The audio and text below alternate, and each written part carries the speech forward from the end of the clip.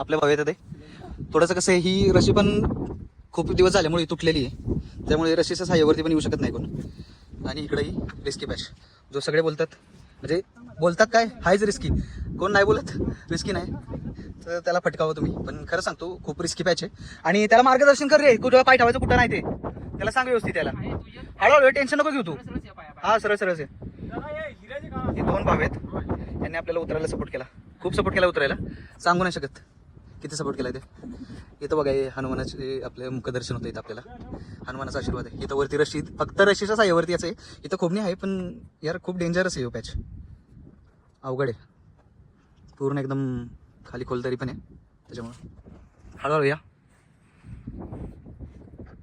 असते निवांत काय काय प्रॉब्लेम नाही, 15 मिनिटं लागू दे, या हळूहळू. ए तू वरती या, तू वरती इथं गेला त्याला, इथं लवकर ये लवकर ये. हा भाव आता आपल्याला ह्या भावाला इथं घेणार आहे खाली, कारण की थोडीशी इथं माझी पण हाईट कमी होती, तर मला पण येताना थोडासा प्रॉब्लेम झाला होता. कारण हाईट कमी असल्यानं खूप प्रॉब्लेम होतो इथं या पॅचवरती यायला. थोडंसं तुम्ही पण काळजी घ्या, आणि महत्वाचं ग्रीप वाले शूज घ्या. आज माझी चुकी झाली की मी स्पोर्ट्स शूज घालून आलो, त्याच्यामुळे ग्रीप आहे ना, तू हात पण दे त्याला, शूजला हात दे. हा आरामात आरामात आरामात शिस्तीत इथं असा पाय देऊन इथे यायला. शुभम भाऊ पण येते ते हळूहळू, रिस्की पॅच आहे. तर बैलो मी चाललोय खाली, ए थांब, चाललोय आता खाली. खाली गेल्यावर हळूहळू या रे शिस्तीत.